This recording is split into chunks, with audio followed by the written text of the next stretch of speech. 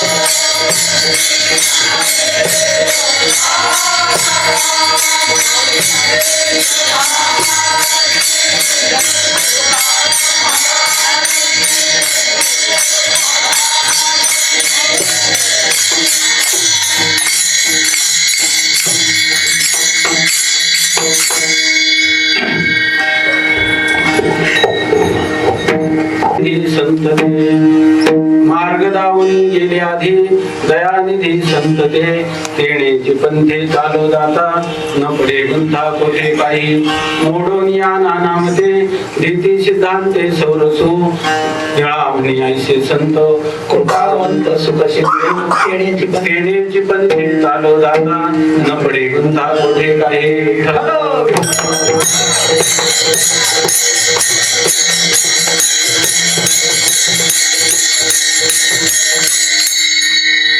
पांडुरंगा करू प्रथम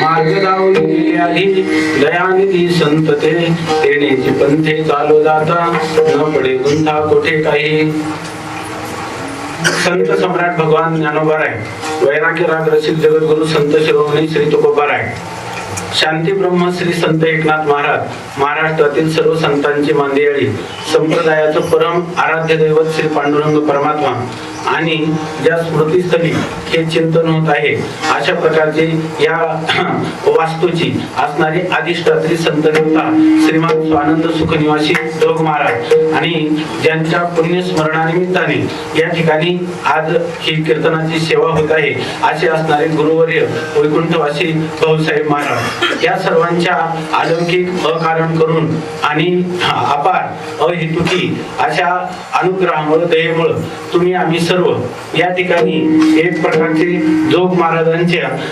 सिंहाच्या छायेखाली असणारे छावे या ठिकाणी एकत्र बसून श्री संत निळोबारायांच्या अभंगाच्या द्वारा पवित्र श्रीला इंद्रायणीच्या तटाकावर साक्षात संजीवन समाधिस्थ माऊलींच्या चरण कमलाजवळ आणि आपले गुरुवर्यांच्या समवेत या ठिकाणी सत्याचे अन्वेषण करणारे असे प्रकारचे असणाऱ्या साधक रसिकांच्या मेळाव्यात या ठिकाणी ह्या प्रस्तुत चिंतनाचा योग आहे. हा आपल्या जीवनातील परम भाग्याचा क्षण आहे.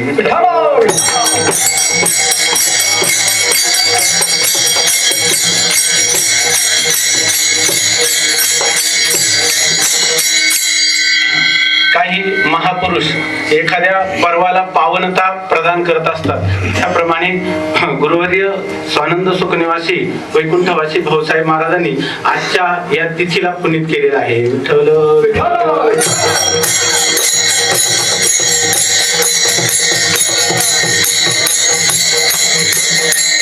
वैकुंठवासी नानांनी त्यांचं चरित्र प्रसिद्ध केलेलं आहे.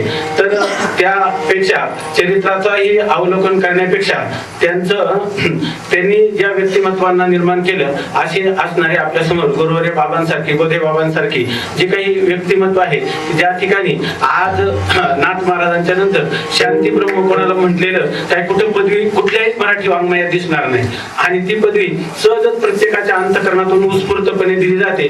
तेव्हा त्यांना घडवणाऱ्या व्यक्तिमत्वाचं किती अनाकलनीय आहे याचा आपण सहज विचार करू शकतो.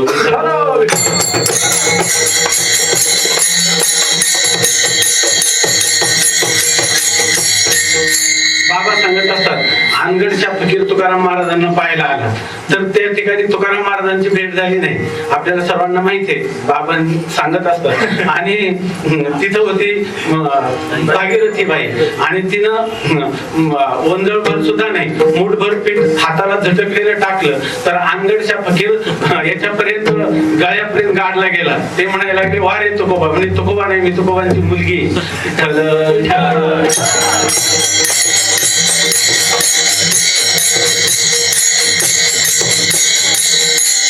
भागीरथी बाईंचा जर एवढा अधिकार तर जगद्गुरु तुकोबारायांचा काय असेल हे सहजच कोड अनगडच्या फकीराला उलगडलं. त्याप्रमाणे संस्थेमध्ये असणारे अनेक थोर कीर्तनकार गुरुवर्य अमृत महाराज काळे अशा लोकांचं जर आपण चिंतन किंवा त्यांची जीवनशैली जगण्याची जर पाहिली तर त्यांना घडवणारं व्यक्तिमत्व गुरुवर्य भाऊसाहेब हे किती व्यापक व्यक्तिमत्व असेल, किती विशाल त्यांची व्यक्तिमत्वाचा विकास झाला असेल याची आपल्याला सहज कल्पना करता येते. विठ्ठल.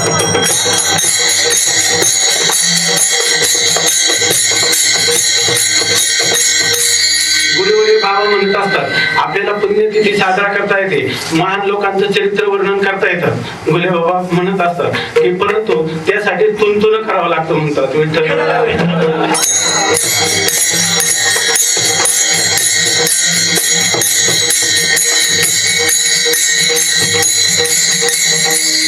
चरित्र निर्माण होण्यासाठी त्या पाठीमागं फार मोठी तपस्या लागते आणि ती तपस्या ही स्वतंत्र बुद्धीतून निर्माण होऊन चालत नाही. त्याच्या पाठीमागं कोणीतरी मार्गदर्शक अशा प्रकारचं जिवंत असणारं म्हणजे चिदाभासाने ज्याचं अंतःकरण युक्त आहे अशा प्रकारचं चैतन्य, विशेष चैतन्य, ते चैतन्य आपल्या कोणत्याही मानवी जीवनाला योग्य अशा प्रकारची परमार्थाची दिशा किंवा मार्गदर्शन देऊ शकतं.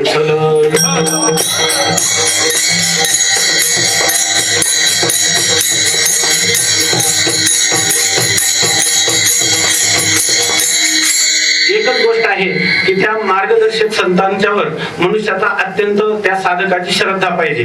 ढगाला पर्वत म्हणेल आणि पर्वताला ढग म्हणेल तर इदम इत्थम, हे असंच आहे. हा प्रवास असा आहे की सांगतात की अनोखा रस्ता आणि अनमिला साजन. परमात्मा आपण कधी पाहिलाच नाही, असंग निर्विकार आत्मतत्वही पाहिलं नाही आणि सगुण मेघ श्याम लावण्य सुंदर अशा प्रकारच्या सगुण परमात्म्याचाही साक्षात्कार झाला नाही. तेव्हा धर्माचं जर चिंतन करायचं झालं, ब्रह्माचं चिंतन करायचं झालं तर ह्या गोष्टी आपल्याला अज्ञात आहे आणि त्या मनबुद्धी इंद्रियांना अगोचर आहे. तर त्यांचं जर आपल्याला साक्षात्कार करून घ्यायचा असेल, अनुभूती संपन्न व्हायचा असेल तर अगोदर श्रद्धा पाहिजे. श्रद्धावान लभते ज्ञानम असं सांगतात की गुरुवर्य बाबांना, भाऊसाहेबांना जे काही वैराग्य निर्माण झालं याचं कारण आहे वैकुंठवासी रामचंद्र महाराज नागपूरकर यांच्या कीर्तनातून आणि त्यांची त्यांच्यावर नितांत अशा प्रकारची श्रद्धा होती. जेव्हा स्वातंत्र्यपूर्व कालामध्ये ज्या वेळेला या महायुद्धामध्ये त्यांनी भरती व्हायचं ठरवलं, वडिलांच्या आग्रहाने परत आले, परंतु आता काय करायचं ते अशा प्रकारच्या मध्यावर होते की आता त्यांची पूर्वीची पत्नी निवर्तलेली होती, एक मुलगी होती आणि अशा वेळेला ह्या संसाराचा त्यांना वीट आला होता. संसार अनित्य कसा आहे, हा दुःखदायक कसा आहे हे त्यांनी वयाच्या 32-36 वर्षाच्या अगोदरच या ठिकाणी स्वतः अनुभूतीनं पाहिलं होतं. त्यामुळं त्यांना आता परतून पाठीमागं पाहायचं नव्हतं.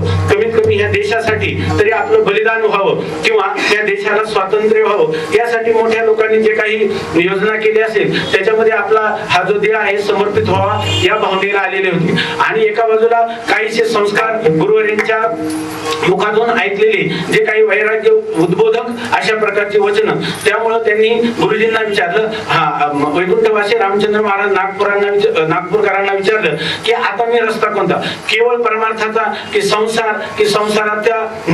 संसारात राहत असताना काहीसा परमार्थ मी करायचं काय नेमकं. त्यांनी सांगितलं तुझा रस्ता आळंदीचा आहे, माऊली हे तुझं मुख्य प्रेरणास्थान आहे आणि त्याच्यासाठी जीवन समर्पण करायचं. त्याबरोबर त्या गुरुवचनावर विश्वास जो ठेवला तर तो ब्रह्मलीन होईपर्यंत एकच मार्गाचं अनुसरण केलं, ते म्हणजे गुरुवचनाचं अनुसरण केलं. विठ्ठल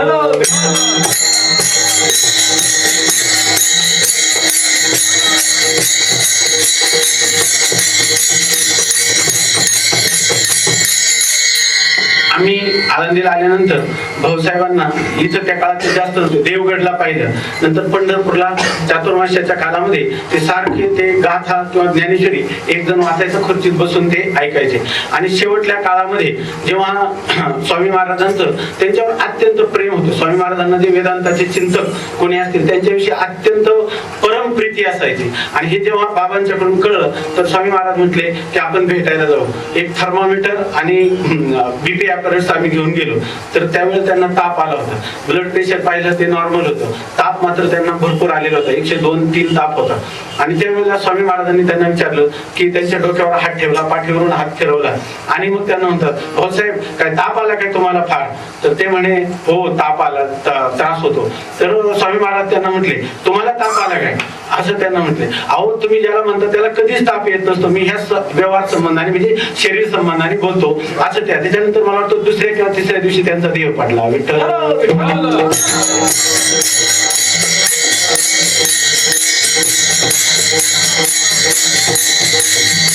महात्मे असतात ते हे आपला स्वबोध जो आहे तो अनिल वाच्य अशा स्वरूपाचा आहे. तो कधी वाचेने त्याची प्राकट्य करायचं नसतं. त्याप्रमाणे आपल्या स्वयंमेनी प्रतिष्ठित असताना देखील लोकांना ताप आला का तर ताप आला असं ते म्हटले. परंतु स्वामी महाराज ज्या आशयाने म्हटले तो आशय त्यांच्या लक्षात नव्हता असं नाही. उलट त्यांनी त्याच्यापेक्षा पुढचं उत्तर दिलं की त्याला म्हणजे त्या स्थूल सूक्ष्म कारण शरीराच्या ठिकाणी असणारे धर्म माझ्या स्वरूपाच्या ठिकाणी कधीच नाही. तुम्ही विचारलं म्हणून आम्ही सांगतो. विठ्ठल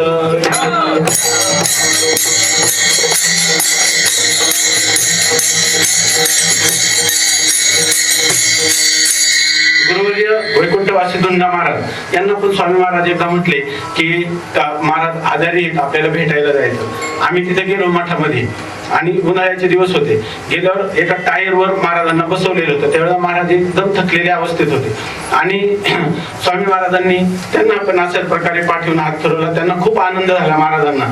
तर त्यांनी सांगितलं की काही सेवा करायची सांगा. महाराजांचा एक सेवक जवळ होता, बाकीचे घरात होते. तर त्यांनी सांगितलं काय सेवा करू तुमची. धुंडा महाराज स्वामीजींना म्हटले. स्वामी महाराज म्हटले म्हणा विठ्ठल विठ्ठल मुखी आम्ही तेने सुखी म्हणा विठ्ठल विठ्ठल मुखी. तर महाराज इतक्याच पटकन उत्तर दिलं त्यांनी, तर ती तर चालूच आहे विठ्ठल.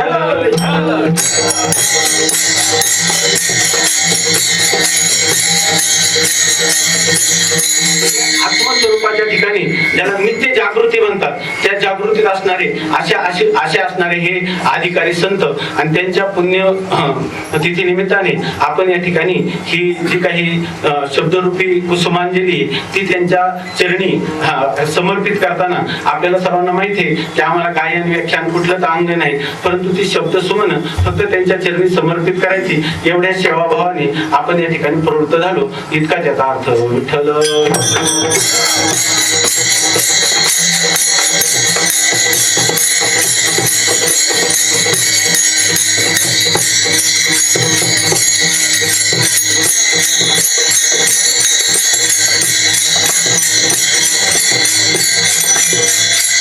थोर काळात एवढे शिकलेले असं सांगतात की आज नवीन आलेल्या विद्यार्थ्यांना ते अमानित्व मदंबित्व अहिंसा क्षांतिरार्जवम याचं चिंतन करायला सांगायचे. का बरं? मनुष्याने इथं आला ना तर इथं आल्याबरोबर सर्व अहंकार जे आहेत ते अहंकार टाकले पाहिजे आणि आपल्या पूर्वीचे असणारं ज्ञान, पूर्वीचं असणारं शरीर बल, मनोबल, श्रीमंती, ऐश्वर याचा सर्वांचा अहंकार टाकण्यासाठीच मनुष्य या ठिकाणी आलेला असला पाहिजे. तेव्हा तो इथं शिकायला आला की कीर्तनकार व्हायला आला याच्यापेक्षा त्या अगोदर त्याला निरंकारित्व शिकवण्यासाठी अमानित्व अदंबित्व या श्लोकाच्या भोव्या पाठ करून घेत होते असं सांगतात. तर त्याचं कारण असे, ज्या वेळेला गुरुवर्य भाऊसाहेब पहिल्यांदा इथे आले ते त्या काळचे ग्रॅज्युएट होते. त्या काळात ते एका काळामध्ये ते शिक्षक होते. पूर्वीच्या काळात इंग्रजांच्या काळामध्ये चांगल्या प्रकारचे साहित्यात्मक अशा प्रकारची इंग्लिश ते शिकलेले होते. आजही त्यांच्या नावाने तिकडं वाशिम जिल्ह्यात यवतमाळ जिल्ह्यात ना दिग्रस तिथं यवतमाळ जिल्ह्यामध्ये त्यांच्या नावाचं कैलासवासी भाऊसाहेब महाराज उरवलीकर या नावाचं एक हायस्कूल म्हणजे हायर सेकंडरी त्या ठिकाणी काढलेली आहे. इथं जर कोणी म्हणतात की परदेशी पाहुणे आले तर त्यांना इंग्लिश मधून ज्ञानेश्वरीचं किंवा गाथेचं काही चिंतन किंवा संत चरित्र जर सांगायचे झाले तर गुरुवर्य भाऊसाहेब सांगत असत अशा प्रकारची स्थिती आहे. आणि ते भाऊसाहेब ज्या वेळेला हरिभक्तपरायण वैकुंठवासी नागपूरकर महाराजांच्या सांगण्यावरून जेव्हा आळंदीच्या संस्थेत दाखल झाले त्यावेळेला त्यांच्या गुणवत्तेचं त्यांचं वय जास्त होतं 32-36. त्यामुळं हा मनुष्य काही संस्थेच्या कामाला येईल म्हणून त्यांना असं सांगतात की पहिल्यांदा लाकडं फोडण्याचं काम दिलं. त्याच्यानंतर मामांना जेव्हा ही गोष्ट कळली तर मामांना वाईट वाटलं आणि नंतर त्याच्यानंतर त्यांची म्हणजे ती काही पद आहेत आपल्याला माहिती आहे की त्यांना मग या ठिकाणी ते अभ्यासामध्ये दाखल झाले. हळूहळू इथंच शिक्षक झाले. या ठिकाणी ते विश्वस्त झाले. त्याच्यानंतर त्याचे सचिव झाले आणि त्यांनी हे जे काही देवची संस्था आहे ते त्यांच्याच काळात निर्माण झाले. आणि अशा प्रकारचे अनेक असणारे नामवंत विद्यार्थी की त्या आजही जे जुने विद्यार्थी आहेत ते म्हणत असतात की भाऊसाहेबांना तुलना नाही, भाऊसाहेब ते भाऊसाहेबांसारखे. अशा प्रकारचे त्यांनी अनेक प्रकारची व्यक्तिमत्व घडवली. याच्यातून त्यांनी या संस्थेला जो काही वारसा दिलेला आहे की संत वाङ्मयाचं तर इतकं प्रेम होतं त्यांचं असं सांगतात की 15 दिवसाला त्यांचे प्रस्थांतरीचं पारायण होत होतं. कोणी सांगतात 1 महिन्यात, मला निश्चित माहित नाही, परंतु ते मात्र निश्चित त्यांच्याकडे दररोज गाथा ज्ञानेश्वरी आणि एकनाथी भागवत हे दररोज त्यांच्या चिंतनात असायचे. तर असं आमचे शास्त्री महाराज सांगत असतात, ते त्यांच्याकडे शिकले तर ते सांगत असतात की आम्ही ज्या वेळेला रस्त्याने प्रस्थानच्या नंतर पंढरीला जायचं तर जात असताना आमच्या मुलांची स्पर्धा लागली की भाऊसाहेबांना कधी उठलं ते पाहायचं, परंतु आम्हाला 15 दिवसात एकदा ते कधी उठले ते माहित नाही. उठले की त्यांच्या समोर गाथा असायचा आणि ते काही कंदील लावून त्या ठिकाणी त्यांचं चिंतन चालू असायचं. विठ्ठल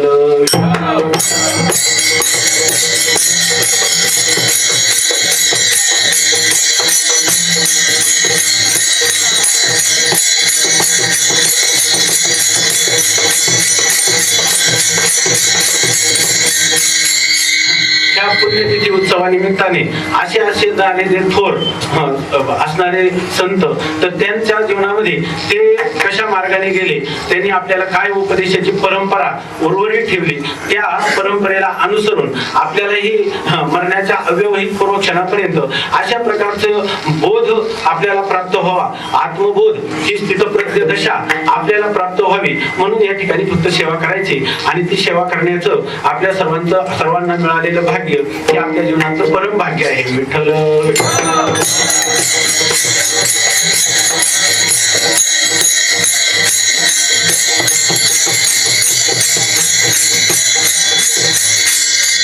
अशा ह्या संत जीवनाकडे पाहून या ठिकाणी आपल्या जगद्गुरु तुकोबारायांचे लाडके शिष्य असणारे निळोबाराय, संत निळोबाराय, की ते निळोबाराय या जीवनाचं वर्णन करताना असं सांगतात की अशा प्रकारचे असे असणारे जे संत ते आपल्याला आपल्या जीवनाची वाटचाल कशी करावी हा मार्ग दाखवून गेले. असा अभंगाच्या प्रथम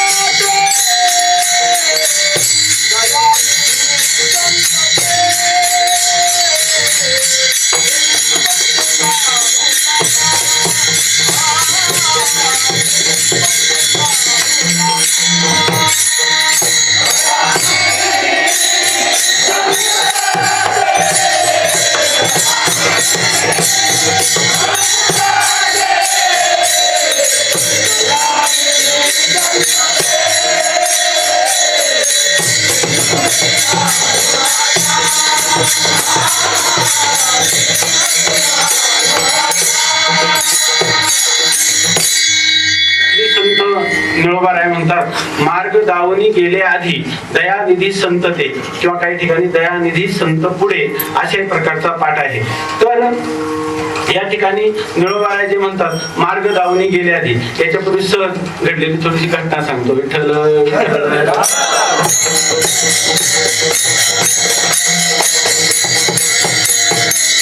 आजच ऐकले माऊली सांगत होते की या अभंगावर चिंतन करायला वैकुंठवासी गुरुवर्य वैद्य महाराजांना सांगितलं. ते म्हणे मार्ग दावनी गेले आधी याच्या हा अभंग तुम्ही मला घ्यायला सांगता, त्याच्या अगोदर मी तुम्हाला प्रश्न विचारतो म्हटले. तो प्रश्न असा विचारला, मार्ग कशाला दाखवला, त्यांनी देवच का दाखवला नाही.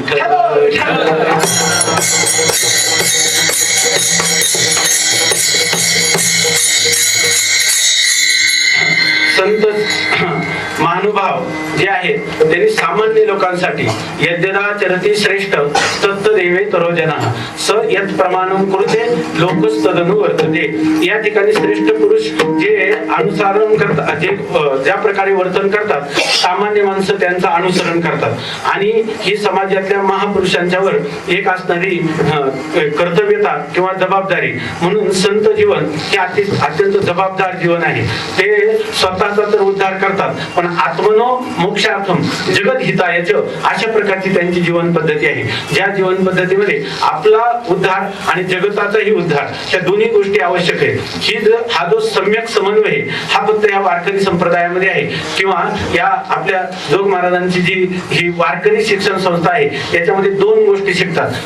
काय आत्मनो मोक्षार्थम आपला स्वतःचा उद्धार कसा व्हावा हे जे श्रुती वचन आहे त्याचा अगोदर पाठपुरावा करायचा आणि नंतर जगत हितायच. आता गोष्ट अशी झाली की आपल्याला काय झालं की जगत हितायच ही गोष्ट आपल्या अंतःकरणामध्ये अधिक रचली आणि त्याचं जे परिवर्तन आहे तर ते परिवर्तन मात्र व्यावसायिक रूपात झालं हे आपलं दुर्दैव आहे. ही गुरुवचनांचं आपण त्या ठिकाणी उल्लंघन करतो, अतिक्रमण करतो, त्यामुळे आपला मोक्ष तसाच राहतो. आणि हे जे आपण जगत हितायचं म्हणून जे प्रयत्न करतो त्याचं विवेकानंदांनी वर्णन केलं की या समाजातल्या विषवल्ली आहेत की विषवल्ली ज्याप्रमाणे लोकांना त्या ठिकाणी फारच दुःखदायक अशा प्रकारचे होते तशा प्रकारचं हे चरित्र झालं. काय कसं की ही जी संस्था आहे ही काही शाळा कॉलेजची संस्था नाही. ही संस्था विश्वाच्या पातळीवरची एक अशी वैशिष्ट्यपूर्ण संस्था आहे की ज्यामध्ये शिक्षकांना पगार नाही आणि विद्यार्थ्यांना फी नाही. याच्यामध्ये येणारे जे विद्यार्थी आहे ते विवेक वैराग्य संपन्न घरादाराचा त्याग करून सर्व संघ परित्याग करणारे अशा प्रकारचे पांढऱ्या वेशातले भगव्याला लाजवणारे हे संन्यासी आहेत. विठ्ठल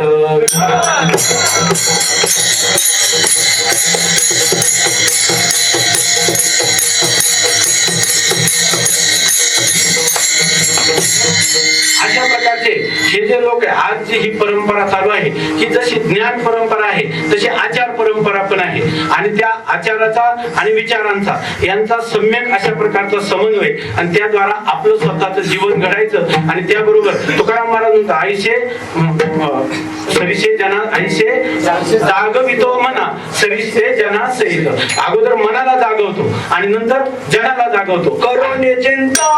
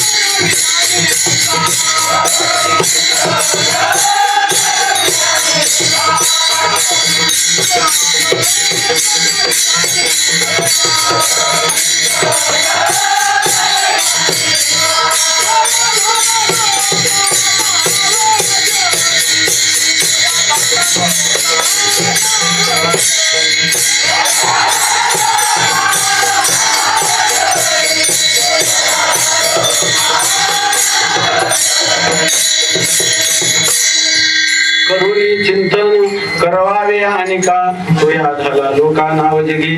अशा आपण चिंतन करून जर लोकांना चिंतन करवलं तर तो मनुष्य या भवसिंधूतून लोकांना तारणारा हा नावाडी होतो किंवा नाव रूपाला त्याची म्हणजे तो नाव होतो असं या ठिकाणी म्हटलेलं आहे. आणि असं असताना आपल्याला आपल्या मूळ स्वरूपाची प्राप्ती करणं आणि नंतर जगताचा उद्धार जगत हितायच या गोष्टींचा आपल्या ठिकाणी नेहमी चिंतन असलं पाहिजे. एक घडलेली गोष्ट सांगतो. स्वामी महाराज बार्शीला एका त्यांच्या गुरुबंधूला भेटायला गेले आणि त्याला काही दुर्धर आजार झाला होता. त्यामुळे त्यांनी स्वामी महाराजांना भेटण्याची इच्छा केली आणि स्वामी महाराज त्या ठिकाणी गेले. बाबांना स्वामी महाराजांच्या सर्व जीवन चरित्राचा जवळून परिचय आहे आणि त्या ठिकाणी गेल्यानंतर ते रडायला लागले. आता मी जगत नाही, आता मला वेदना फार होतात. त्यांना होता मधुमेह आणि त्याच्यामध्ये पायाला मोठी जखम झालेली होती. रात्रंदिवस जे काही मधुमेहाच्या रुग्णाला होणाऱ्या ज्या वेदना त्या फार असह्य असतात आणि त्या तीव्र वेदनेमुळे ते सारखे विवळत होते, कणत होते आणि स्वामी महाराजांना पाहिल्यावर नेत्रातून अश्रूच्या धारा लागल्या, रडायला लागली. स्वामी महाराजांनी समजावून सांगितलं, नंतरही पुन्हा त्यांना समजावून सांगितलं, पुन्हा ते रडायला लागले. पुन्हा ज्या वेळेला स्वामी महाराज निघायचे त्यावेळेला तर त्यांनी एकदम टावच फोडला. आणि स्वामी महाराज म्हटले, अरे आयुष्यभर तुम्ही कीर्तन प्रवचन केली, आयुष्यभर तुम्ही पाठ सांगितले आणि त्या ठिकाणी आत्मा असंग निर्विकार आहे, तो मी आहे, माझा आत्माच ब्रह्म आहे, तो या ठिकाणी सुख दुःख करतो, तो भोक्तृत्व धर्म विवर्जित आहे, असं चिंतन तुम्ही केलं आणि आता तुला ह्या संकट काळामध्ये याचा काही उपयोग होतो की नाही? त्यांनी सांगितलं काहीच उपयोग होत नाही. मग इतकं आयुष्यभर चिंतन केलं ते कशासाठी केलं? तर त्यांनी सांगितलं असं सहसा होत नाही. आपण जितकं चिंतन करू तेवढं त्याला उपयोगाला आल्याशिवाय राहत नाही, तुला मात्र उपयोग होत नाही. याचं कारण काय? त्यांनी सांगितलं, मी जी कीर्तन प्रवचन पाठ सांगितले ते सर्व लोकांसाठी सांगितले, माझ्या आत्मस्वरूपाचं काही मला लाभ व्हावा हा उद्देश नव्हता. स्वामी महाराजांनी सांगितलं, नसू दे, पण आता तू मरणारच आहे, आता तर तू मृत्यूच्या दारातच आहे, तर अशा वेळेला आता तरी सावध हो. त्यांनी सांगितलं, मला तुमच्या म्हणण्याचा आशय कळला, आता मी ह्याच बोधामध्ये राहील आणि मरेपर्यंत. त्याच्यानंतर 3-3.5 महिन्यांनी त्यांचा देह पडला, परंतु तोपर्यंत ते मी जे आता सांगितलं त्या लोकांच्यासाठी नाही, त्याचा मला उपयोग झाला पाहिजे. मी असंग निर्विकार ब्रह्म आहे, मी पाप पुण्य सुख दुःखाच्या अतीत आहे, मी सच्चिदानंद घन परमात्मा हे माझं वास्तव स्वरूप आहे, अशा प्रकारच्या बोधात राहिले. आणि त्यांनी शेवटच्या काळात एकदम ज्याला द्वंद्व तितिक्षु अशा अवस्थेमध्ये आपल्या देहाचं विसर्जन केलं.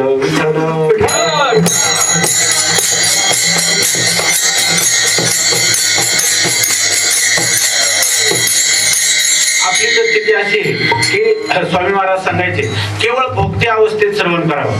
केवळ ज्या वेळेला फक्त आपल्याला कुठेतरी एखाद्या धर्मशाळेचा आश्रय आहे आणि कुठेतरी मधुकरीमध्ये आपल्याला 2 वेळेचं जेवण मिळतं, अशी जी अवस्था आहे, घरादाराचा कोणत्याही प्रकारचा पाश नाही, शरीर त्या ठिकाणी दे टोले जोवरी असे तप्त लाल लोखंड, येईल आकार असं कसे झाल्यावर मग ते थंड, अशा प्रकारचे शरीराची गात्रांची शिथिलता प्राप्त झाली नाही, शरीराला एक प्रकारची पुष्टी आहे, त्या अशा प्रकारच्या स्थितीमध्ये त्याला तारुण्याचा भर असं आपण म्हणतो. त्याचं वर्णन केलं मधुसूदन सरस्वतीने, शक्नोती हैवय सोडून प्राक शरीर विमोक्षणात काम क्रोधोद्भवम वेगम सयुक्त हस सुखी नरहा. त्या ठिकाणी मधुसूदन सरस्वती म्हणतात, इह म्हणजे कुठं? यौवने, तारुण्य.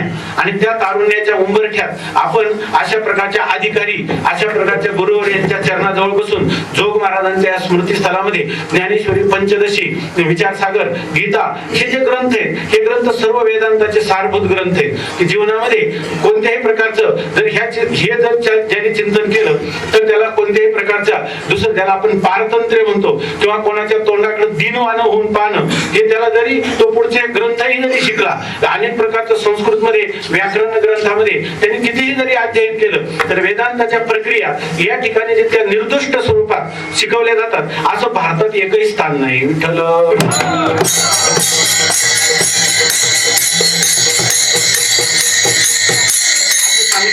की आपले गुरुवर्य हरिदास शास्त्री महाराज भाऊसाहेबांना घेऊन एकदा उत्तरेत गेले होते आणि कुठेतरी त्यांनी एक पाठ चालू होता, तो पाठ चालू होता अद्वैत सिद्धीचा. त्याच्यासाठी बसणारे सगळे विद्वान आणि संन्यासी महात्मे होते आणि त्यांना अद्वैत सिद्धीमध्ये कुठेतरी अडचण निर्माण झाली, काही पंक्ती लागली नाही आणि ती पंक्ती भाऊसाहेबांनी सांगितली. त्यांनी सांगितलं, तुम्ही हे कुठे शिकले? त्यामुळे मी शिकलो नाही, परंतु अशाच प्राथमिक ग्रंथात आम्हाला परिचय आहे, त्याच्याद्वारा असं असेल का? त्या गुरुजींनी, त्या आचार्यांनी ही गोष्ट मान्य केली. ही दृष्टी कुठून घेऊन गेले? ही संत श्रेष्ठ ज्ञानोबरायांच्या दरबारामध्ये या ठिकाणी ज्ञानोबरायांच्या जो अनुग्रह ज्याला होईल त्या ठिकाणी तो कुठेही गेला भारतामध्ये तरी तो पंडितच आहे. विठ्ठल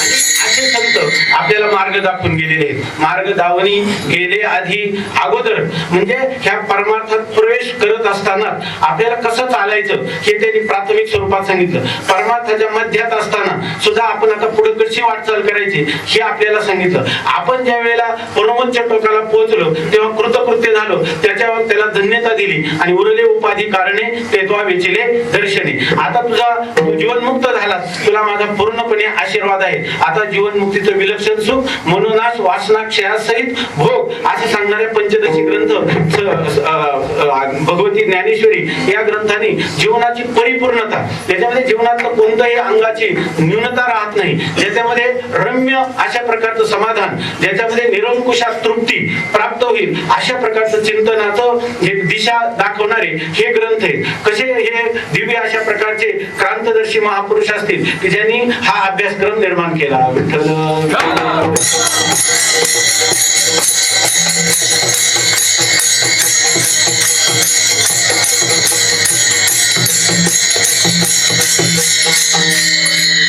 खरं तर असं आहे की गुरु वाक्या वाचून शास्त्र हाती न शिवे, एवढी श्रद्धा पाहिजे. पण एवढी श्रद्धा आजकाल कलियुगामध्ये सहसा कोणाची नाही. गोंदवलेकर महाराजांसारखे महापुरुष जर कोणी सोडलं, मामांसारखे महापुरुष जर सोडले की जोग महाराज म्हणतात की मला आळंदीला घेऊन जा. सर्व लोक म्हणतात थंडीचे दिवस आहे, मार्गशीर्ष महिना आपला माघ महिना, आणि त्याच्यामध्ये तुम्ही या थंडीत रात्रीचं कुठे घेऊन जाता महाराजांना. या ठिकाणी काही उपचार होतील. शहरातून खेड्यामध्ये त्या काळात आळंदी सारख्या पण गुरुवचन प्रमाण अशा प्रकारचे महात्मे फार कमी आहेत. पण इतकी गुरुवचनाविषयी आढळ श्रद्धा असणारे, परंतु या कालामध्ये बहुतेक लोक शास्त्राच्या साह्याने चिंतन करावं असं इच्छा करतात. त्या ठिकाणी योग वासिष्ठामध्ये येतं की योग वासिष्ठामध्ये वशिष्ठ मुनी रामचंद्र प्रभूला सांगतात, मी सांगतो या वचनावर जर तू विश्वास ठेवला तर तुझं कल्याण होईल, परंतु मी तुला अशा स्वतंत्र बुद्धीचे सिद्धांत सांगत नाही, मी तुला सत्शास्त्राच्या आधारे कथन करतो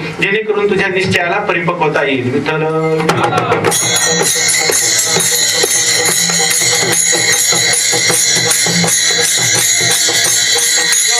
संत जे असतात ते संत स्वतः श्रोत्रिय असतात, ब्रह्मनिष्ठ असतात आणि उदार असतात. म्हणजे त्यांना शास्त्रज्ञानाने संपन्न असतात, त्यांना ब्रह्माची अनुभूती असते आणि अंतःकरणामध्ये ज्याला अकारण करुणाघन अशा प्रकारचे किंवा उदारांचा राणा असणारे असे सम्राट असणारे असे संत आहेत. आणि ते संत स्वानुभूती संपन्न संत ह्या सगळ्या जगताला देखील लागेले लोकात या सगळ्या लोकांना योग्य प्रकारचं मार्गदर्शन व्हावं म्हणून स्वतः आचरून दाखवतात. तुकाराम महाराज म्हणतात, तुका म्हणे चाखुनी सांगे मज अनुभव आहे अंगे, किंवा सेवितो हा रस वाटितो अनिका घ्यारे होऊ नका रानभरी.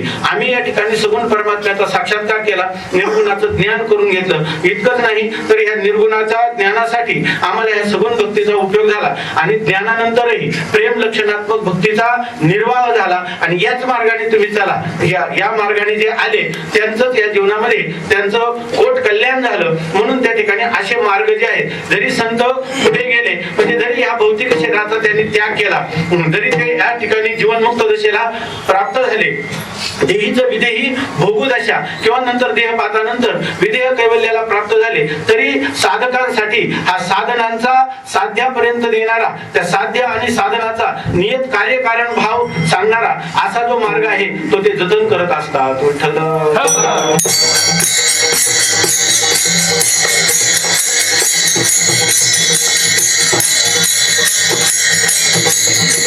स्थिती अशी की स्वामी महाराज सांगायचे, घेईल त्याचा बोल, न घेईल त्याचं दुर्बलत्व आहे, याचा इतकाच अर्थ आहे. परंतु आपण 4 वर्ष शिकल्यानंतर गुरुवर्य मोठे बाबा सांगत असतात की 4 वर्ष सुटल्यानंतर मुलं येतात आणि मग विचारतात, बाबा आता आम्ही याच्या पुढे काय करू. खरं या प्रश्न विचारण्यात काही जोरच नसतो, कारण त्यांना सुचत नाही. अशा प्रकारची संशयात्मक स्थिती सुद्धा नसते, त्यांना या ठिकाणाहून पलायन करायचं असतं. तर तेव्हा ते असं येऊन विचारतात की बाबा आता आम्ही काय करू. तर बाबा म्हणतात, तुला काय करायचं हे 4 वर्ष तर हेच शिकवलं, गीतेमध्ये तेच सांगितलं, विचारसागरामध्ये तेच सांगितलं, पंचदशीमध्ये तेच सांगितलं, आणि तुला पुन्हा काय करू. असा हा जो प्रश्न आहे हा कधीच त्या ठिकाणी अनुत्तरित राहणारा प्रश्न आहे. विठ्ठल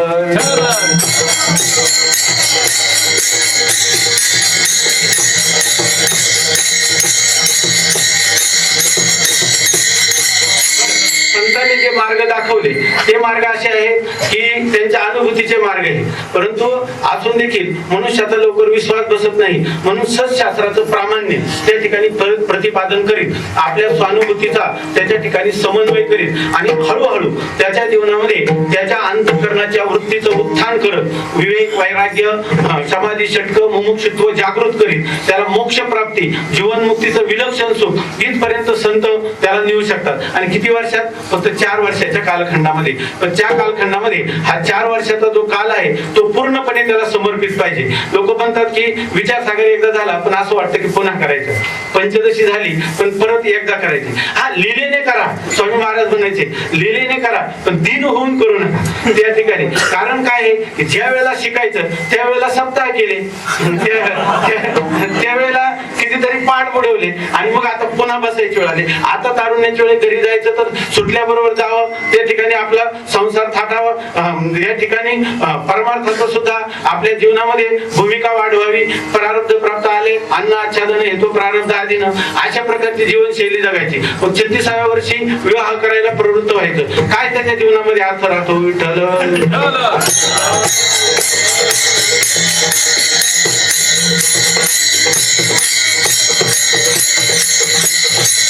परिस्थिती अशी होती की त्यावेळेला विचारतात आता मी नेमकं काय करू. तर त्याला वाटत असतं गुरुजींनी अनुमोदन द्यावं. परंतु स्वामी महाराज सांगायचे असं जर कोणी आला ना त्याला सांगायचं आता लढा नाही तो मारा. विठ्ठल.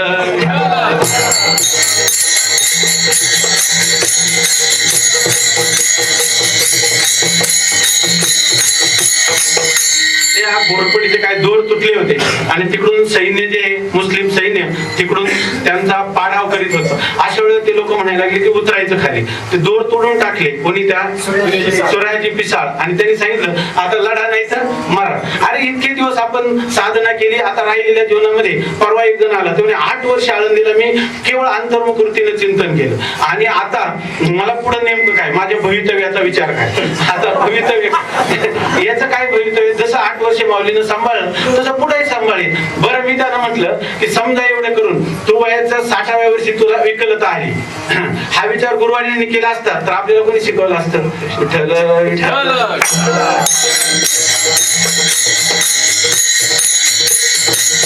समजा हा मनुष्य आहे आणि त्याला कोणीच विचारलं नाही शेवटच्या कालामध्ये, तर त्यावेळेला तो घाटावर ते भिकारी पडतातच ना.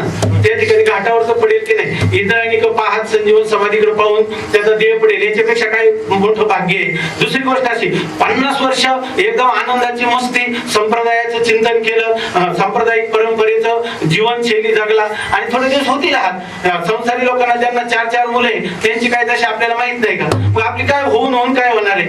मृत्यू तर सर्वांना आहेच आहे आणि प्रारब्ध प्राप्त सुख मिळायचं असेल तर सुख मिळेल, दुःख मिळायचं असेल तर दुःख मिळेल. समजा पुढच्या जीवनात कोण म्हणून आता गेला आणि 10 वर्षांनी कॅन्सर झाला तर कोण आहे आता. विठ्ठल.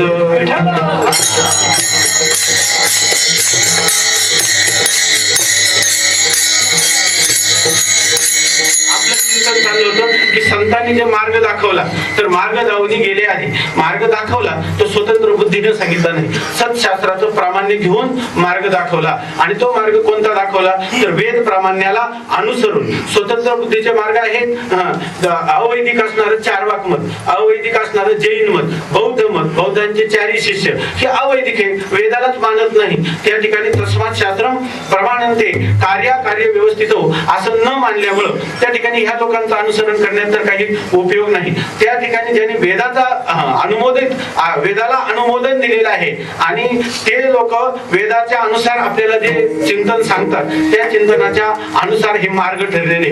वेदाने मार्ग कोणते सांगितले. वेदाने साधारणपणाने 3 मार्ग सांगितलेले, कर्मकांड, उपासनाकांड आणि ज्ञानकांड. गीतेमध्ये सुद्धा हे काय कांडत्रय निरूपिणी श्रुतीचं हे कोटी सवानी गीता पद्यरत्नाची लिहिली आहे. तर गीता जी आहे तर ती पद्यरत्नाचे अलंकृत झालेली पण कोणती कांडत्रय निरूपिणी. एक कर्मकांड, एक ज्ञानकांड, उपासनाकांड. तर त्याचा सुद्धा विभाग करून दिलेला आहे. आपण आपले जीवन कसं जगायचं हे आपल्या लक्षात येत नाही. बऱ्याच वेळेला आपण अनधिकार चेष्टा करतो आणि त्यामुळं आपल्याला या ठिकाणी असं होते की जे काही परमतत्व तेही प्राप्त होत नाही आणि आपला व्यवहार सुद्धा धड होत नाही. कारण का तर आपण अनधिकार चेष्टा केल्या. वेदांत कुठेतरी ऐकला आणि असं वाटलं की हे बरं आहे, काही जप नको ध्यान नको, हे सगळ्यात सोपं साधन आहे. आणि अंतकरणामध्ये मल आणि विक्षेप यांनी प्राचुर्य अंतकरणामध्ये आहे. अशा वेळेला फल आणि अधिकारी आणि फल यांचा संबंध आहे. वेदांत फलीभूत होत नाही. या ठिकाणी निष्ठा निष्ठा पाहिजे आणि ती निष्ठा अंतःकरणात उत्पन्न होण्यापूर्वी आपला अधिकार आपण आजमावला पाहिजे. आणि तो अधिकार सुद्धा कोणाच्या द्वारा? संतांनी आपला अधिकार, आपण फक्त आपलं मन त्यांच्या समोर मोकळं करावं आणि अशा वेळेला ते आपला अधिकार शास्त्राच्या द्वारा ठरवून देत असतात. वेदाने जे सांगितलेले अधिकारी हे भागवतामध्ये एकादश स्कंदामध्ये नाथ महाराजांनी भरपूर विवेचन केलेले. तेशो निर्विण्णानाम ज्ञान योगो न्यासीनाम इह कर्मसु तेशो अनिर्विण्णचित्तानाम कर्मयोगस्तु कामिनाम नाति ना निर्विण्णो नाति संतो कर्मयोगस्तु भक्ती योगस्य सिद्धिदा. विठ्ठल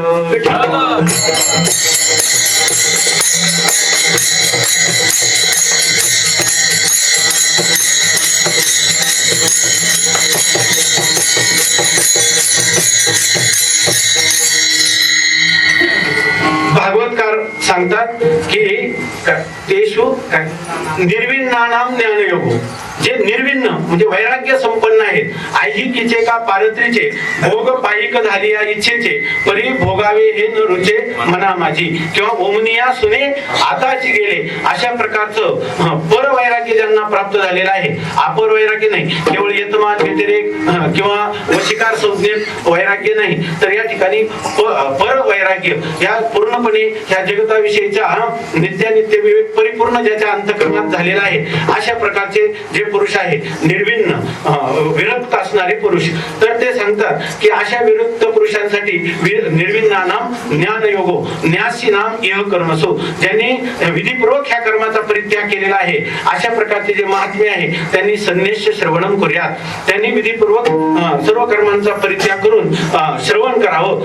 त्यांना अंतरंग साधन आहे श्रवण मनन निधिध्यासन. आत्मावारे द्रष्टव्य श्रोतव्य मंतव्य निधिध्यासितव्य.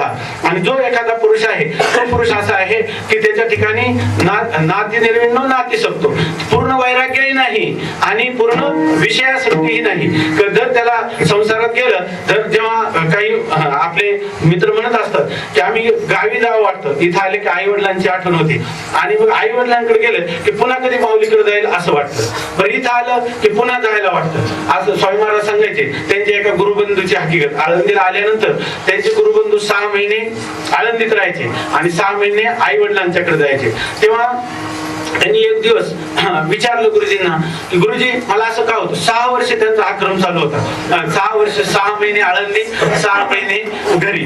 त्यांनी विचारलं की गुरुजी मला असं का होतं. तर ते म्हणे होत असेल. ते म्हणे पण याला काही मार्ग काय. तर याला एकच मार्ग आहे, तू तुझी पेटी घे आणि इंद्रायणीच्या पात्रात उभा राहा, तिकडे जाऊ नको आणि इकडे येऊ नको.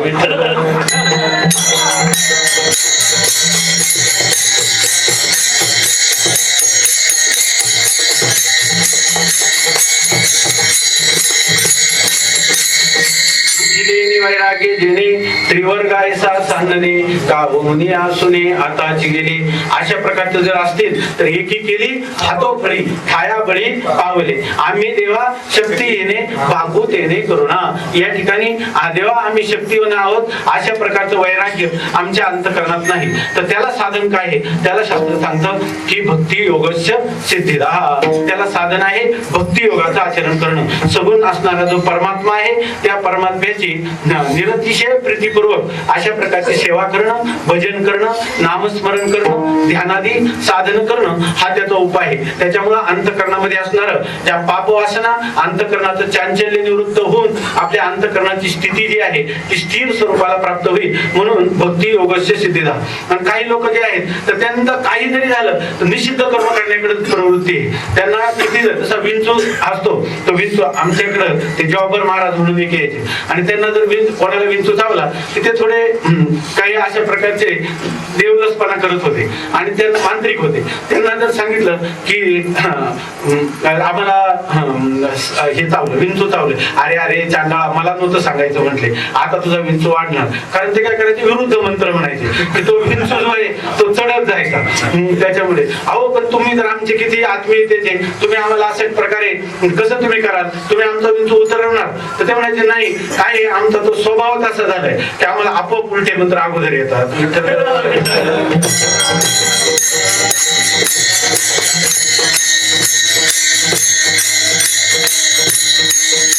वेद सांगतो की अशा प्रकारचं ज्याची स्वाभाविक प्रवृत्ती आहे, काही इंद्रियांची धाव, विषयाचे ओढी, पतनाचे दोडी वरी हाव, त्या प्रकारे त्यांच्या अंतःकरणामध्ये अशा प्रकारचे आपोआप विषयांकडे धाव आहे. निषिद्ध कर्म करण्याविषयी अंतःकरणामध्ये पाप कर्म करण्याविषयीच्या वासना आहेत, तशा प्रकारचे संस्कार आहेत, तशा प्रकारची वृत्ती देखील इंद्रियांसहित कार्यरत होते. अशा पुरुषाला काय मार्ग? तर त्यांनी सांगितलं की काय, तेषु अनिर्विन्न चित्तानाम, ज्याच्या अंतःकरणात वैराग्य येतकिंचितही नाही, त्याला कर्म योगस्तु कामिनाम, अशा सकाम पुरुषांना कर्मयोगाचं विधान वेदाने केलेलं आहे. कुर्वन्नेवेह कर्माणि जिजी विषय शतम समहा, 100 वर्ष जगायचं ना, कर्म करीतच जगण्याची इच्छा करा, असं वेद किंवा उपनिषद त्याला सांगतात. विठ्ठल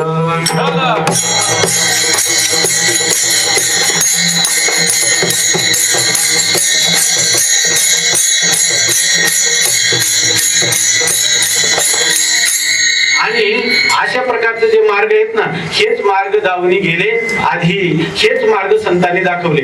तुमच्या अधिकारानुरूप कोणत्या अधिकाराला कोणता मार्ग आहे, तो वेद प्रणित कसा आहे, तो आमच्या अनुभूतीचा कसा आहे, समाज जीवनाला तो कसा आवश्यक आणि उपयुक्त आहे, हे सर्व मार्गदर्शन जे आहे ते संत वाङ्मयामध्ये वेदाच्या वचनाचा तात्पर्यांचा अनुवाद करून संत वाङ्मयामध्ये लिहिलं. आणि या स्मृती ग्रंथ, पुराण ग्रंथ किंवा वेद उपनिषद याच्या सर्वांमध्ये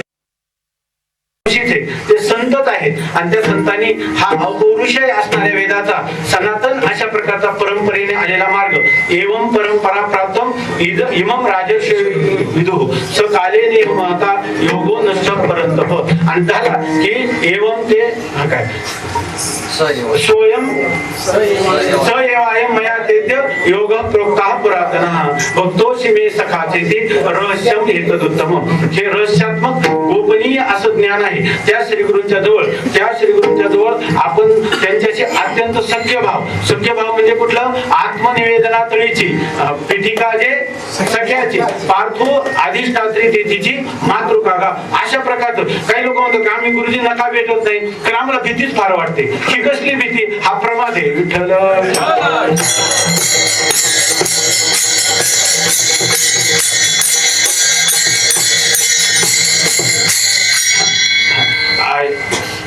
सिंहाची सर्वांना भीती वाटते. सिंहाच्या छावाला तो सिंहाच्या अंगावर खेळतो. पण आपल्याला तसं त्यांच्याशी नातच प्रस्थापित करता येत नाही, त्यामुळे आपण म्हणतो की ही आदरयुक्त भीती ठेवतो. विठ्ठल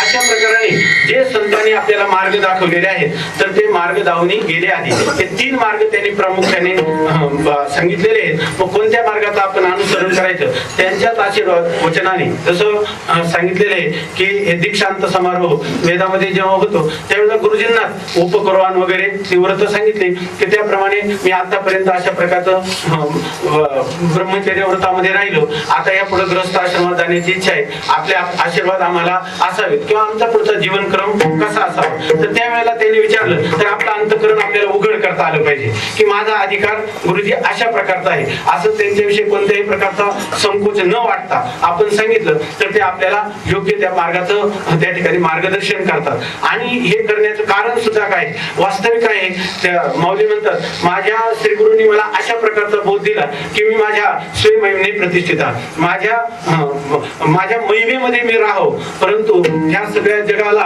होणारं जे दुःख हे पाहून माझ्या गुरूंचं अंतःकरण द्रवीभूत झालं. म्हणून त्यांनी सांगितलं की तुला दिलेला जो बोध आहे हा सर्व जगाला उपदेश कर, मेघवृष्टीने करावा उपदेश. अशा न्यायाने या ठिकाणी वर्षो न्याय पर्जन्य, या ठिकाणी पर्जन्यवृष्टी न्यायाने हा उपदेश करावा, अशा प्रकारची संतांची एक प्रकारचं सांगणं आहे.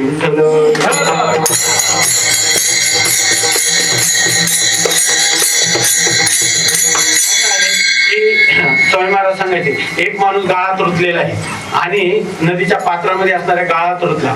दुसरा मनुष्य जो आहे त्याने त्याला पाहिलं आणि त्याला असं वाटलं की ह्या पात्रातून याला बाजूला करायचं. तर त्याला मार्ग काय आहे? त्याला मार्ग एकच आहे की त्याला त्या गाळात जावं लागेल आणि त्याला हाताला धरून बाहेर काढावं लागेल. आता हे रस्त्याने जाणारे सगळे लोक करतात का? नाही. आपले लोक आहेत, दयाळू लोक फार आहेत आपले. अखंडानंद सरस्वतीने वर्णन केलं. एक मनुष्य सांगायला लागला की आज रस्त्याने येताना मी नगर नाशिक रोड, आपलं नाशिक पुणा रोडवर फार मोठा अपघात पाहिला आणि तो मनुष्याचा पाय तुटला होता आणि रक्ताचा थारोळामध्ये तो पडलेला होता. आम्ही पण गाडीमध्ये गाडी उभी केली. तो सारखा पाणी पाणी करत होता आणि जे माझं अंतकरण इतकं, मला इतकी दया आली की म्हणजे मग तू काय केलं? काही नाही म्हणे. जर पोलिसांचा ससेमिरा पाठी मागा लागला खाली उतरावं पाणी द्यायला तर तुझा ऍक्सिडेंट केला, त्यापेक्षा मी आपला सरळ पुढे निघून गेलो. ही आणि मला फार दया आली. दया काय कार्यकारी झाली तर दया, नाहीतर हे काय दया आहे का?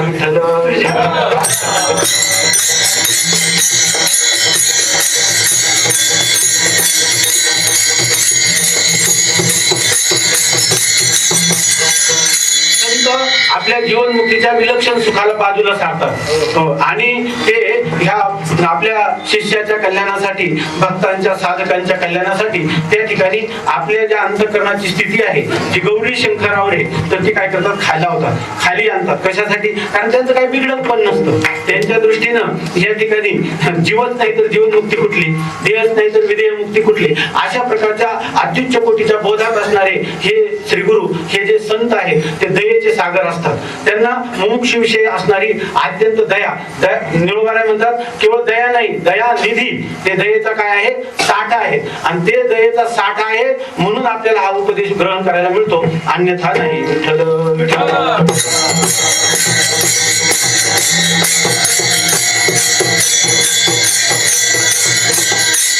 त्यांना किती दया असते याच्याविषयी उदाहरण, आम्ही कॉलेजला शिकत असताना नगरला एक माळीवाड्यामध्ये विठ्ठल मंदिर आहे. तर त्या ठिकाणी आम्ही शिकत असताना वैकुंठवासी बंकट स्वामी महाराजांच्या काळातले काही वृद्ध लोक तिथे होते आणि ते सांगायचे की एकदा अधिक मासाचा सप्ताह नगरला माळीवाड्यात केला. ते बुवाजीबाचं मंदिर म्हणून आहे, त्या ठिकाणी एक जागृत देवस्थान आहे पांडुरंग परमात्म्याचं. तर त्या ठिकाणी त्यांनी सप्ताह केला आणि त्यांच्याबरोबर ते काही विद्यार्थी घेऊन गेले होते आणि त्या विद्यार्थ्यांनी त्या ठिकाणी काही प्रमाद केला. हे जेव्हा त्या स्थानिक लोकांच्या लक्षात आलं तेव्हा त्यांनी त्याला काही मार दिला आणि ही गोष्ट त्यांनी स्वामी महाराजांना सांगितली नाही.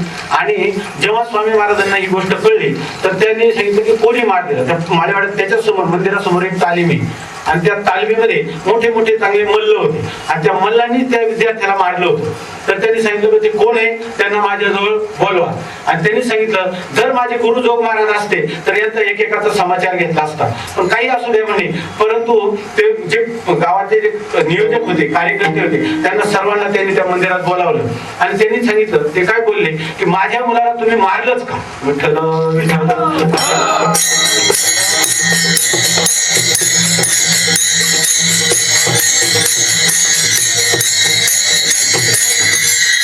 त्या लोकांनी सांगितलं की याच्या जीवनामध्ये आम्हाला असा प्रमाद वाटला, ही शहरी वस्ती आहे म्हणून आम्ही याला शासन केलं. शासन काही फार मोठ्या प्रमाणात केलं नाही. त्यांनी सांगितलं आताच्या आता हा सप्ताह बंद, मी आताच्या आता आळंदीला निघून जाणार.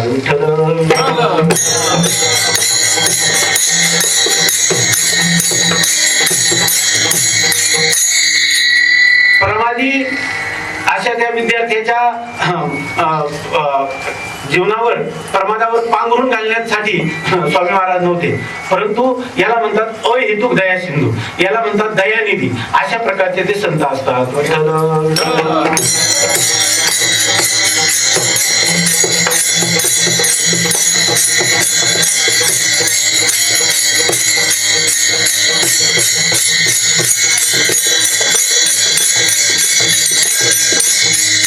आता असं आहे की आता सांगितलं की गुरुवर्य वैद्य बाबा म्हटले की काय की मार्गच का दाखवला, देवच का दाखवला नाही. संतांनी देव पण काय जी दावीला देव आहे ना प्रमाण.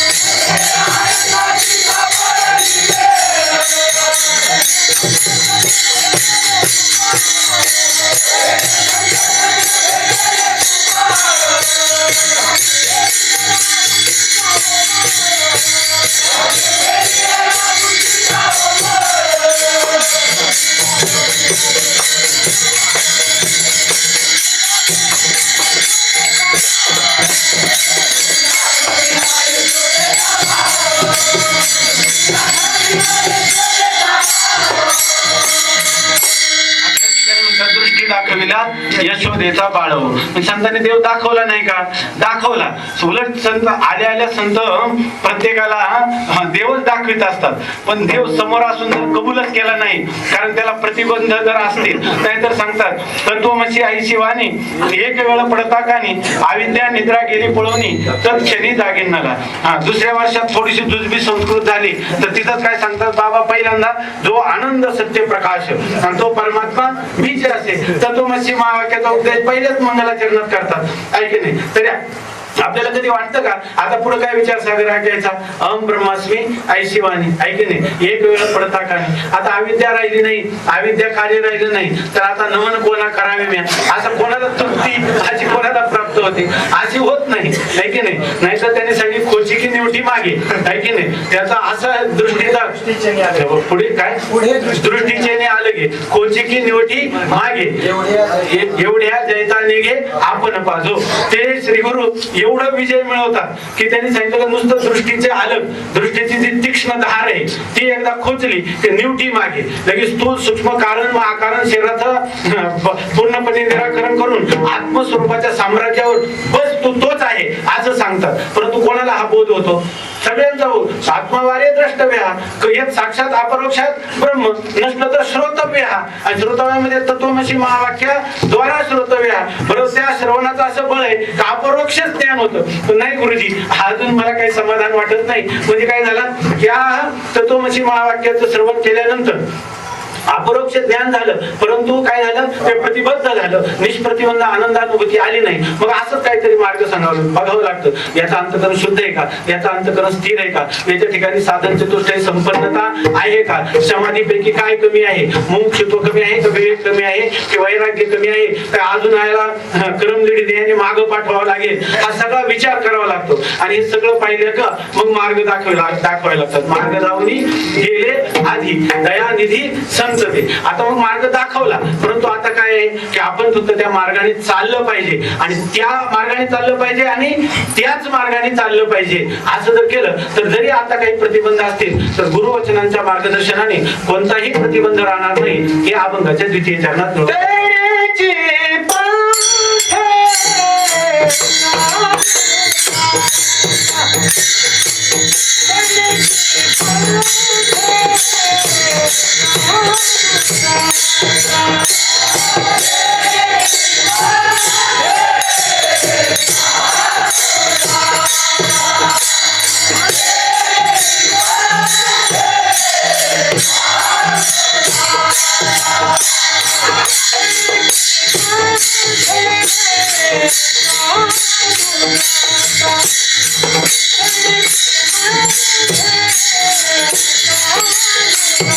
Thank you.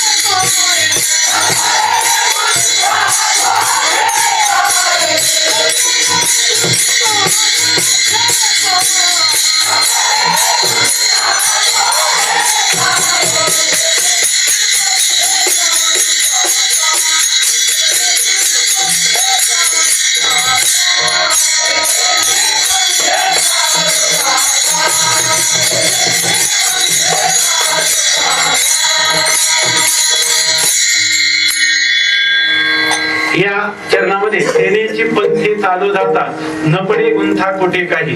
जर साधक तेने नाही म्हणत, तेनेची चकारात्मक सांगतात, एवकारात्मक सांगतात. त्याच मार्गाने जर साधक चालला तर त्याला गुंथा म्हणजे कुठंच प्रतिबंध येत नाही. या ठिकाणी चकाराचं महत्व सांगताना स्वामी महाराज एक विनोदाने घडलेली गोष्ट सांगायची. मुंबई जी आहे, गुजरात आणि महाराष्ट्रामध्ये मुंबई कोणाला द्यायची, तर लोकांनी महाराष्ट्रातले मोर्चे काढले. त्याचे जे काही प्रमुख होते ते आचार्य अत्रे होते आणि त्या आचार्य अत्रेंना त्या ठिकाणी त्यांनी सांगितलं की मुंबई ही महाराष्ट्राला मिळालीच पाहिजे. त्यावेळेला यशवंतराव चव्हाण मुख्यमंत्री होते. त्यांनी सांगितलं की तुम्ही असं करा की मिळाली पाहिजे हे म्हणणं बरोबर आहे, मी तुमच्या बाजूचाच आहे, मी महाराष्ट्रीयन आहे, मिळाली पाहिजे ठीक आहे, मिळालीच पाहिजे हा चकार तुम्ही काढून टाका असं त्यांना सांगितलं. त्यांनी सांगितलं काय हरकत नाही, पण म्हणे तुमच्या समजा चव्हाण आडनाव आहे त्याच्यात चच आहे, तो जर चकार काढला तर खाली काय राहत.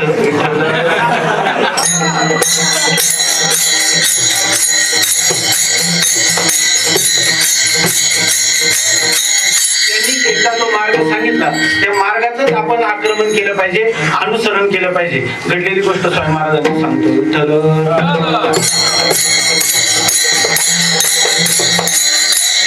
स्वामी महाराजांचा जन्म एका श्रीमंत ब्राह्मण कुटुंबात झालेला होता, जहागीरदार घराण्यात असं म्हटलं तर चालेल. आणि ते वयाच्या 22व्या वर्षी आळंदीला आले. आळंदीला आल्यानंतर त्यांना असं काही वाटलं की आपल्याला या ठिकाणी काही कपडे कमी होते, थंडीचे दिवस आले, म्हणून त्यांनी त्यांच्या भावाला पत्र लिहिलं की मला 15 रुपये पाठवून दे, मला शाल घ्यायची, या ठिकाणी थंडी जास्त आहे असं सांगितल्यावर तर आईनं पत्र वाचल्यावर त्यांनी सांगितलं त्याला 15 रुपयाची मनी ऑर्डर करून दे. त्यांनी सांगितलं तुला सांगायला काय लागतं, स्वतः मिळवावा आणि मग त्यांना द्यावं. त्यांची आई कीर्तनकार पण होती, परंतु ती रेल्वेने पुण्याला आली आणि पुण्याला येऊन 8 दिवस तिनं लोकांची, एका ब्राह्मण साध्वी स्त्रीनं लोकांचं धुण्या भांड्याचं काम केलं. 15 रुपये मिळाले की त्याची एक शाल घेतली आणि उरलेले 10 रुपये घेऊन ती स्वामी महाराजांना भेटायला आली. तर या आल्यानंतर त्यांच्या गुरुजी स्वामी महाराजांनी दुरून येताना आईला पाहिलं आणि त्यांनी सांगितलं की आई, हा गुरुजी आई आली, आई आली, म्हणजे आली तर दे इंद्रायणी टाकून.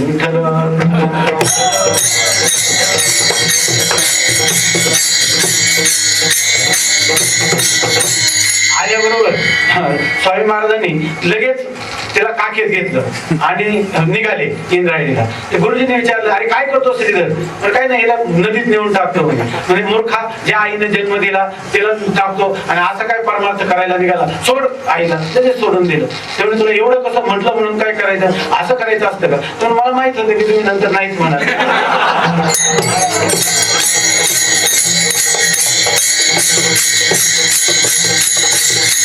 याला म्हणतात तेनेची पंथी चालू जातात.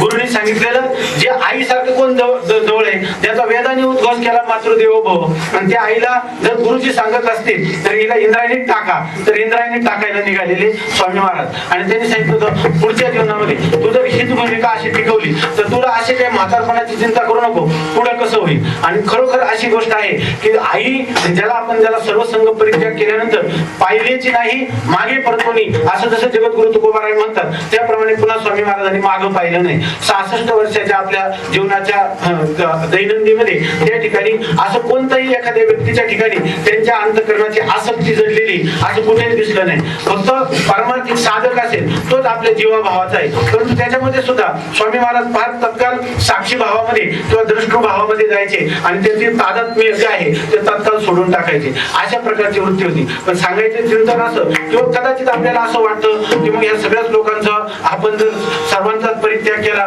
तर उत्तर काळात काय, हाच एक प्रश्न असतो याच्यामध्ये. तर एकाच सहज वर्तमानपत्रात आलं की ते कोण पूर्वीचे पंतप्रधान अटल बिहारी वाजपेयी त्यांचं ऑपरेशन झालं गुडघ्याचं आणि ते पेपरला कोणीतरी मला वाटतं होते कुमार गुरुजी किंवा कोणीतरी दाखवलं. ते म्हणजे की त्यांची शस्त्रक्रिया झाली. बघा म्हणे जस लोकला किती त्यांची व्यवस्था असेल. स्वामी महाराज म्हणे किती व्यवस्था असली तर माझी इतकी नाही.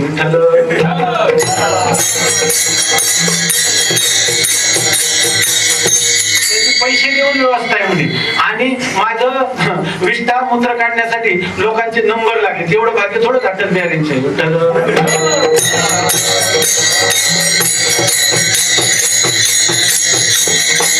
कधी येते तर तेनेची पंथे चालू जातात. या मार्गाने जर गेलं तर न पडे गुंथा कोठे काही. हे करत असताना आपण गुरूंच्या मार्गावर चालत असताना अनेक प्रकारचे मतमतांतर समोर येतात. म्हणजे अनेक दार्शनिक विचार किंवा वेदवचनाचा परस्पर असणारा विरोध, इतर दर्शनांचा परस्पर असणारा विरोध, पुराणांचा असणारी विरोधी वचन किंवा आपल्या बुद्धीमध्ये वेगवेगळे परस्पर विरोधी विचार किंवा त्या विचाराला प्रोत्साहन देणारे आणखी बहुता छंदाचे बहु असे जन, अशा प्रकारचे लोक येतात. जरी आपण म्हणलं नाही वाटू म्हणून त्यांच्या सवयी, तरी मन त्यांच्याकडे गेल्याशिवाय राहत नाही, अनुकूल वाटतं. असा प्रसंग येतो तेव्हा सुद्धा मनुष्याने लगेच जाऊ नये, तेव्हा सुद्धा गुरूंचाच आश्रय करावा आणि त्यांनाच सांगावं की माझ्या अंतःकरणामध्ये अशा प्रकारची स्थिती झालेली आहे. आणि असं जर झालं तर ते म्हणतात की कितीही मत असू द्या, ती सगळ्या मतांचं ते काय करतात, बिमोड करतात आणि सिद्धांत जे काय आहे, जे सुखदायक असणारे सौरस्यपूर्ण, ज्याला रसमय अशा प्रकारचे सिद्धांत त्या मुमुक्षीच्या अंतःकरणावर आरूढ करतात. असं निळोबाराय अभंगाच्या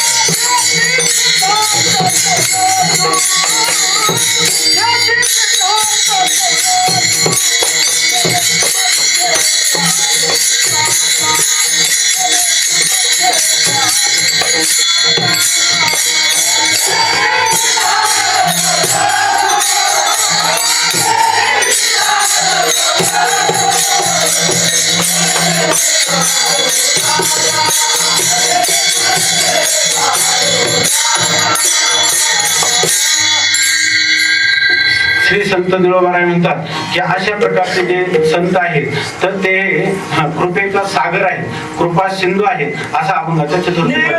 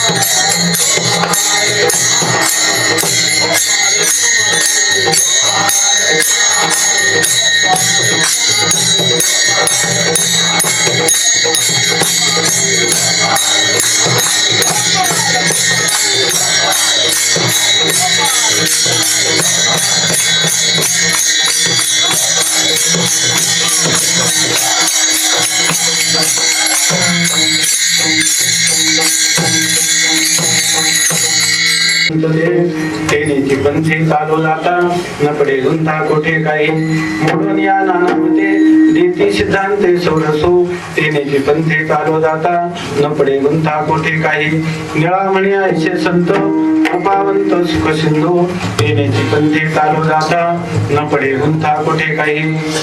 या ठिकाणी आज असणार हे जे पुण्यतिथीचा महोत्सव आहे महापुरुषांचा, गुरुवर्य भाऊसाहेबांचा, त्या निमित्ताने संत श्रेष्ठ निळोबारायांच्या अभंगाच्या द्वारा आपण यथाशक्ती यथामती एका घरगुती वातावरणात गुरुवर्यांच्या कृपाछत्राखाली थोडस चिंतन करण्याचा प्रयत्न केला. त्याचा परिहार हाच आहे की करविली तैशी केली कटकट वाकडी की नीट देव जाणे कोणा कारणे हे झालेशे निर्माण देवाचे कारण देव जाणे. तुका म्हणे मी तो अभिमाना वेगळा घालून गोपाळा भराशे ज्ञानेश्वर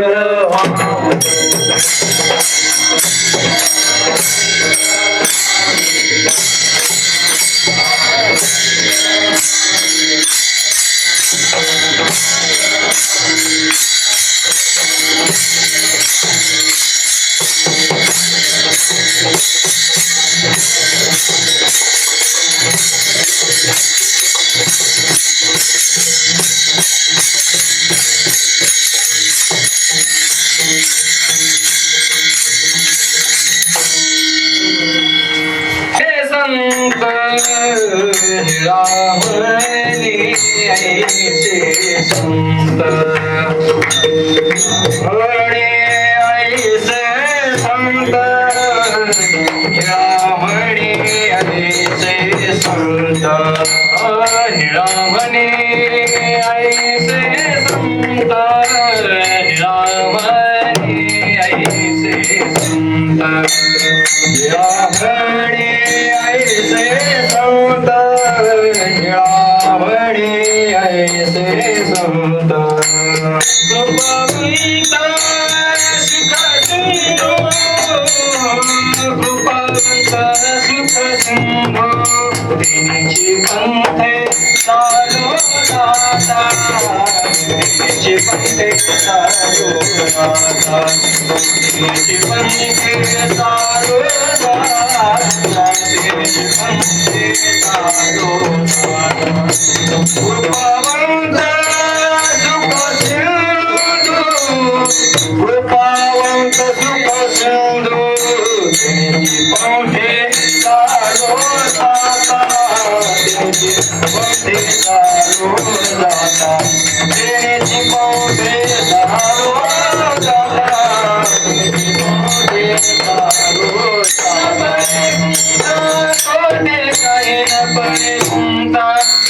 कोठे काही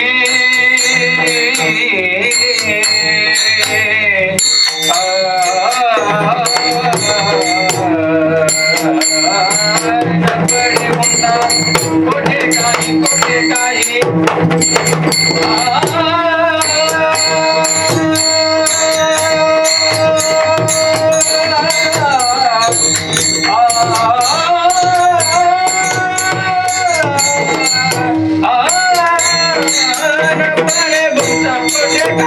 कोठे काही न पडे गुंता कोठे काही न पडे गुंता कोठे काही दिनीची पंथे चालो दाता दिनीची पंथे चालो दाता